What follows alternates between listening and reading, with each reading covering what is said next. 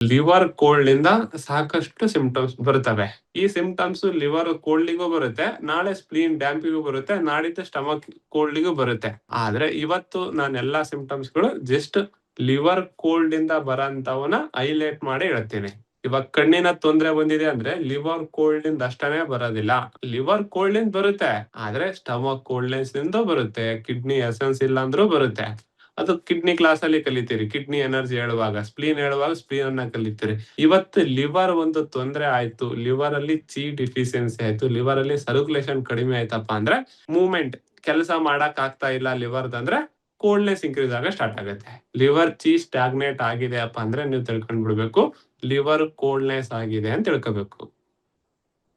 Liver coldness, liver ಅಲ್ಲಿ ಕಫ ಪ್ರಕೃತಿ ಜಾಸ್ತಿ ಆಗಿದೆ ಅಂತ ಹೇಳಿ 2-3 ವೇ ಇದೆ ನಾವು ತಿಳ್ಕೊಳಕ್ಕೆ. ಒಂದೇ ವೇ ಅಪ್ಪ ಅಂತಂದ್ರೆ ಲಿವರ್ ಪಲ್ಸ್ ಅನ್ನ ಚೆಕ್ ಮಾಡಿ.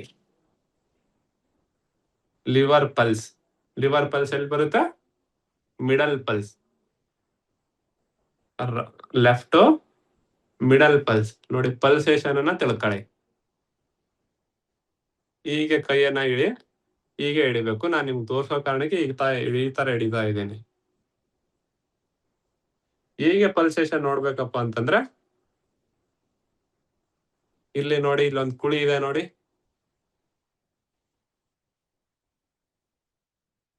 ಇಲ್ಲಿಗೆ ತೋರು ಬೆರಳನ್ನ ಇಡಿ. ಆ ನಂತರ ಇಲ್ಲಿಗೆ ಮಿಡಲ್ ಫಿಂಗರ್ ಇಡಿ, ಇಲ್ಲಿಗೆ ರಿಂಗ್ ಫಿಂಗರ್ ಇಡಿ. ಈ ತರ ಟೆಸ್ಟ್ ಮಾಡಬಾರ್ದು, ಈ ತರ ಮಾಡ್ಬೇಕು. ನೀವೆಲ್ಲ ಹೀಗೆ ಮಾಡಿ, ನಿಮ್ಗೆ ತೋರ್ಸೋ ಕಾರಣಕ್ಕೆ ಈ ತರ ಮಾಡ್ತಾ ಇದ್ದೀನಿ.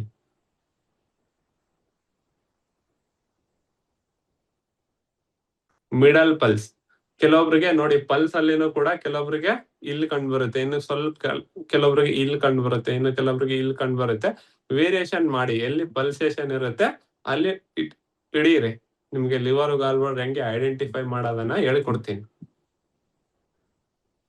ಪಲ್ಸೇಷನ್ ಎಲ್ಲರಿಗೂ ಸಿಕ್ಕಿದೆ ಅಂತ ಅನ್ಕೊಂಡಿದೀನಿ. Left hand middle pulse,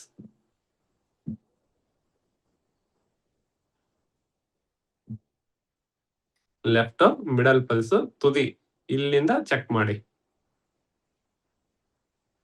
almost ಗೊತ್ತಿರುತ್ತೆ. ಈ ಪಲ್ಸೇಷನ್ ಅನ್ನು ಹಿಡಿದಾಗ ನೀವು ನಾರ್ಮಲ್ ಆಗಿ ಕ್ಲಾಸ್ ಅಲ್ಲಿ ಹಿಂಗ್ ಬಡಿತದೋ ಅಥವಾ ಸ್ಲೋ ಬಡಿತದೋ ರಫ್ ಬಡಿತದೋ ತಿಳ್ಕೊಂಡಿದ್ರಿ. ಆದ್ರೆ ನೀವು ಮರ್ಮವನ್ನ ಕಲಿಬೇಕು, ಅಕುಪಂಚರನ್ನ ಕಲಿಬೇಕಾದ್ರೆ ಒಂದು ಸ್ಟೆಪ್ ಮುಂದೆ ಹೋಗ್ಬೇಕಾಗತ್ತೆ.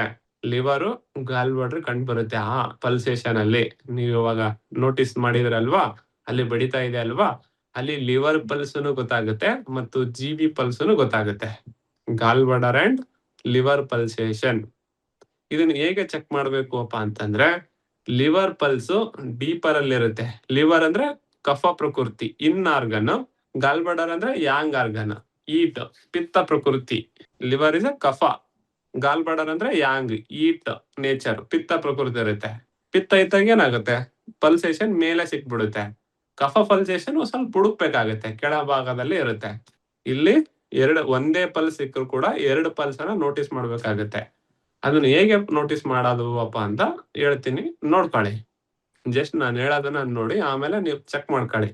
ಈ ಮಿಡಲ್ ಪಲ್ಸ್ ಏನಿದೆ ಅಲ್ವಾ, ಮಿಡಲ್ ಪಲ್ಸ್ ಅನ್ನ ನೀವು ಪಲ್ಸೇಷನ್ ಚೆಕ್ ಮಾಡ್ಬೇಕಪ್ಪ ಅಂದ್ರೆ ನಿಮ್ಮ ಹೃದಯಕ್ಕೆ ನಿಯರ್ ಇರ್ಬೇಕು, ನೇರವಾಗಿರ್ಬೇಕು, ಮತ್ತೆ ದೂರನೇ ಇರಬಾರ್ದು. ಸ್ವಲ್ಪ ನೇರವಾಗಿ ಇಟ್ಕೊಂಡು ಪಲ್ಸೇಷನ್ ಅನ್ನ ನಿಮ್ಮ ಬೆನ್ನೆಲುಬು ನೇರವಾಗಿ ಇಟ್ಕೊಂಡ್ಬಿಟ್ಟು ಚೆಕ್ ಮಾಡಿದಾಗ ಸಿಗುತ್ತೆ.